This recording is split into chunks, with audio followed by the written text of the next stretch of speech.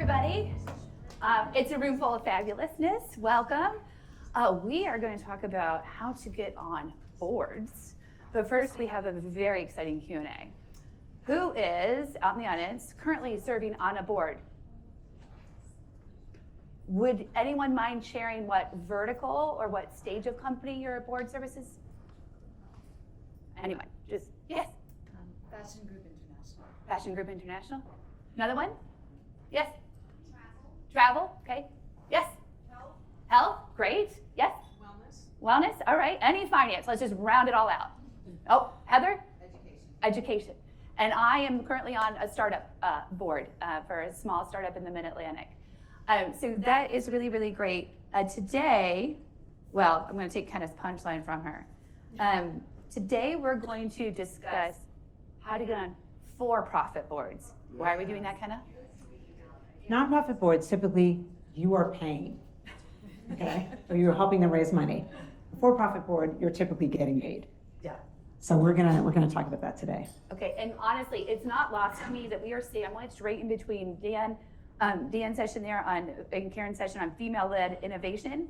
The power of mentorship is next, and building women's business culture is after that. So I kind of feel like we're a little out of order about how we're gonna get on boards, but it's all really interrelated. So we're really excited to do this. So we're actually gonna talk about the full journey of getting board ready, what that looks like, and then how to self-assess yourself before people looking for board participants even know about you. So I like to start with the end game, the outcome we're after, right?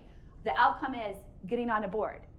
It is Kenna's job in the workplace to get board members for her clients, the companies, the big enterprises. She focuses on the companies. Now Megan focuses on the rest of us, the candidates, the candidate readiness. But Kenna, I wanted to start with you. Take us through that journey, take us through your journey, and then take us to that journey of like what it looks like when you're seeing a board ready candidate coming up. Fantastic, good. Well, first of all, good morning. Good morning. Good morning, good morning, it's good to see all of you. I feel like I'm in stereo. Does it sound okay in the audience? And in the Sounds song. great. Okay, fantastic. Great. So I'll share a little bit about what I do, and then let's talk about all of you and how that relates. So I am a partner at Aegon Zender. We are one of the big global talent advisory and executive search firms. And I head our private capital business, and I'm one of the members in our board practice. So as we just heard, I am working with companies that come to us that suggest that it's time for them to think about their boards, refreshing their boards, augmenting their boards, bringing talent on board for that purpose. I don't serve as an agent for people, so that's really important to understand, and that's when you have other folks that help you get board ready. But when you come to me, you need to be board ready, okay? So what that means is preparing yourself along the way.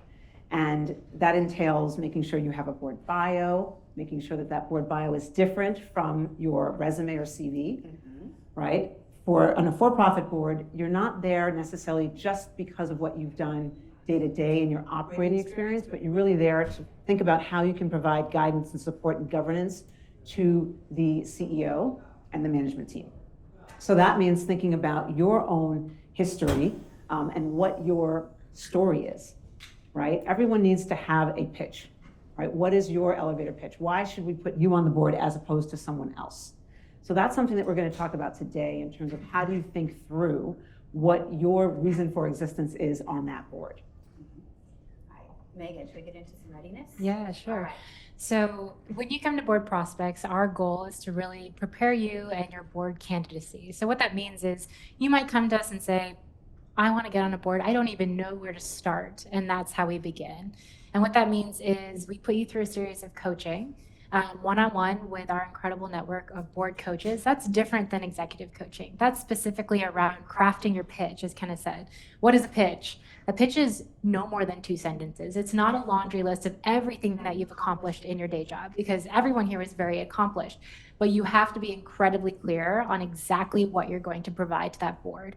If you're an expert in Asia, if you've helped grow, growth and scaling from a company in a garage to $100 million in revenue, whatever it might be, those are the key points that you need to whittle down into 2 sentences so that when the CEO hears that, they know exactly what they're going to ask of you, which is advise on those topics. really the question of why do you want a board? It's certainly a wealth building exercise and opportunity, but it's more than that. This is a commitment of time that you're giving above and beyond your day job. This should be an area of real passion and interest. It shouldn't be something that just because you want the board seat. It should be something that you're really excited about spending time on. And your board is another team as well. So you want to think about the people on the board, the makeup of that board, and how the dynamics might play out. So those are all the topics that we would discuss with you and really try to understand what you're looking for when you would come to board prospects.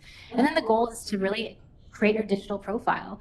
We are really about understanding how to put you out in the world, whether it's on LinkedIn through your profile on board prospects, creating that board bio that we would then send to Kenna, for example. So Kenna might say, hey, I've got a great short list of candidates, but I've got a gap in this particular industry. Who do you know? And that's when someone like Board Prospects or a variety of other organizations out there would say, hey, we've actually talked to these candidates and we'd love to put them on your list too. So that's what we do. So I'm a little intimidated by that, trying to get a whole career into 2 sentences. I mean, the idea of a CV resume is like anxiety inducing for people that have more than maybe 1 decade of work under their belts, right? What are the biggest shockers to the candidates that you counsel? What are they learning? What are they most shocked by going through the process with you that they didn't know before they went in? It is in and of itself a journey. We talk about the journey to the boardroom. It is a process because the first step is figuring out how to whittle it down to 2 sentences, but that journey could take up to, a year to 2 years to 3 years to find the right board fit. And I think that's the biggest surprise is level setting the expectations for how long it might take. There's an element of this around networking, of course, and we all talk about networking, but it's intentional networking, thinking about, okay, are you looking for this particular industry? So let me give you an example. We've done an exercise where we take the intersection of your passion, your skill sets, and what are the gaps on boards today. So if you think about what is happening in the world of uncertainty and what are the biggest risks that CEOs are facing, if you could understand the intersection of those 3 things, that is going to ring true and really be heard by a CEO. And so the goal in your pitch is really to use that framework to make sense of how can you express how you're going to be value added to the board. And then once you start having those conversations, boards don't change over or open or have open positions, maybe just like once a year, for example, and that's 1 seat. And so when you think about the number of public companies in this country, there's a limited number. If you multiply that by 12 and look at how many people are in the room, of course, not everyone's going to get a board, certainly not a public company board. Now, think about the private world, as you all should. You're talking about boards from seed stage, Series A to pre-IPO. Those are all great board opportunities, especially if it's your first board. But I think that is the biggest thing, the expectation around the time of how long it takes. It's a process. How does readiness differ between public and private companies for the candidate? And then we want to talk about the recruiting process. That's a great question. And I might wait for Kenna's answer on the public piece. I'll speak to the private piece because that's my world and that's how, board prospects and the board list, which is where I was CEO, really focused on.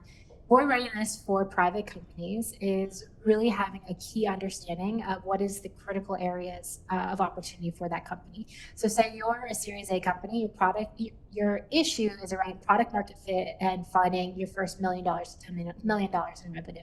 So if you have expertise in that, great, that's probably going to be a good fit. If you're looking at private companies from Series B to Series CD, that's a whole different issue. That's around growth and scaling, figuring out operations, understanding resources, efficiency. If you have experience in that, great. That's what you should be looking for.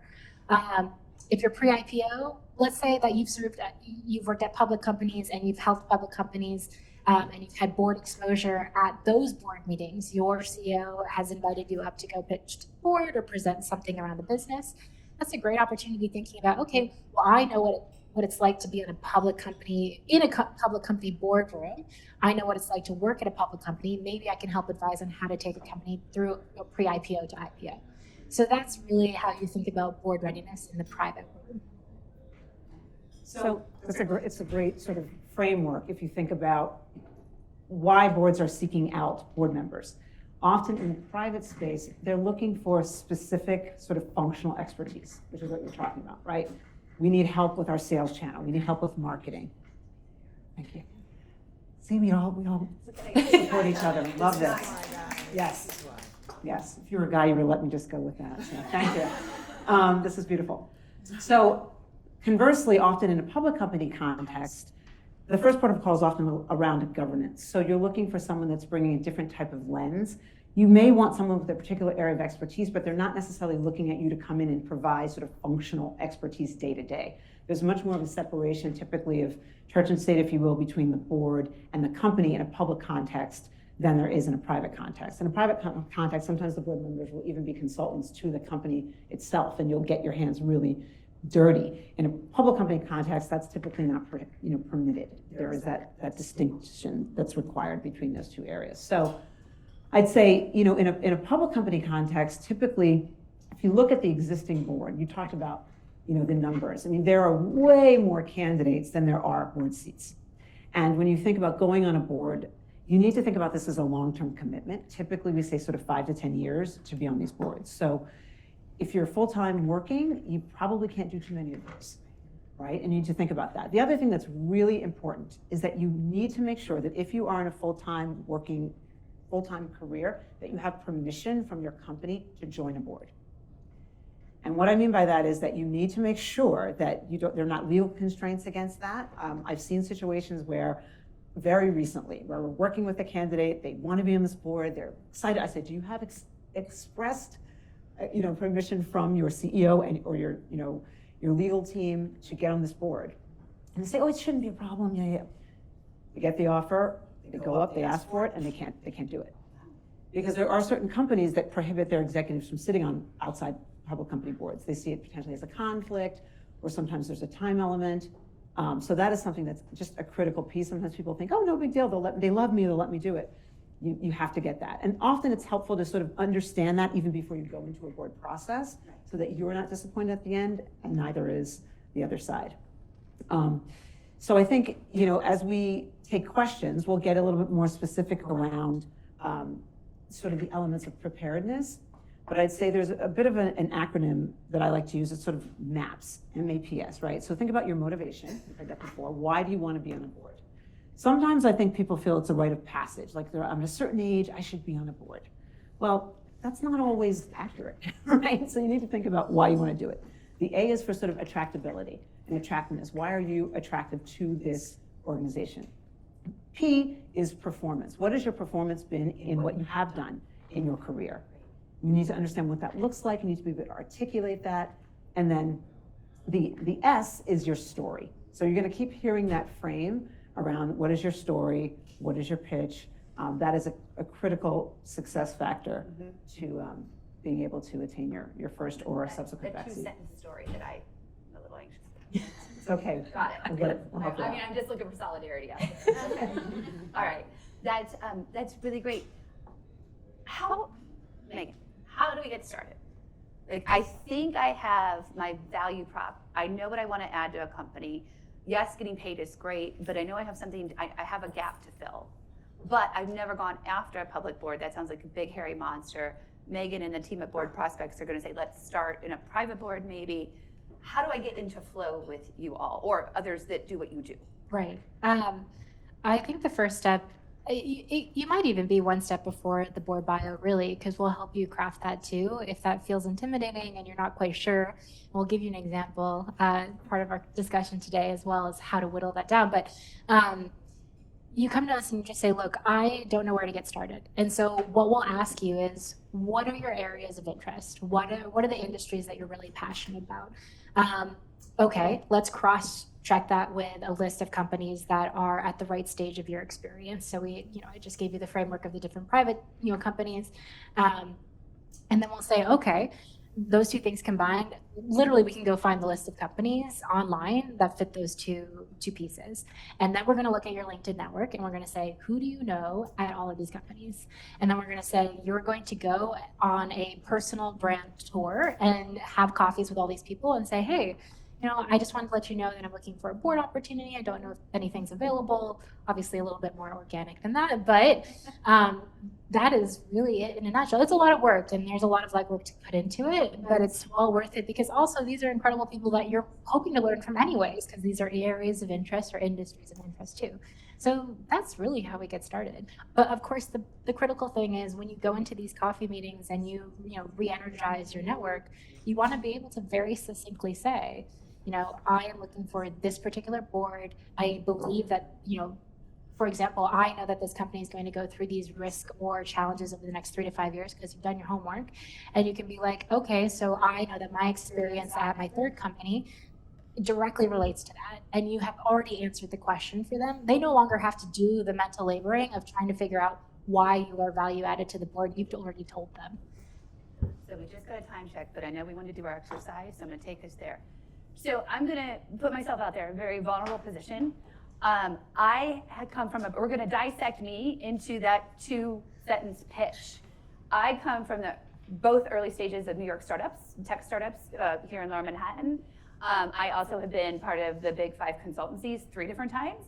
And I've also been in large enterprise organizations. So for example, I was one of 27 digital natives to stand up enterprise product at Capital One.